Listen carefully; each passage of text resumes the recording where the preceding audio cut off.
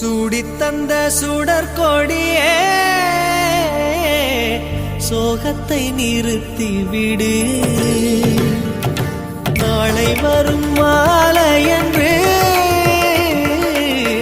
நம்பிக்கை வளர்த்து விடு. நம்பிக்கை வளர்த்து விடு. நம் காதல் ஜோதி கலையும் ஜோதி கலைமகள் மகளே வாவா. காதல் ஜோதி கலையும் ஜோதி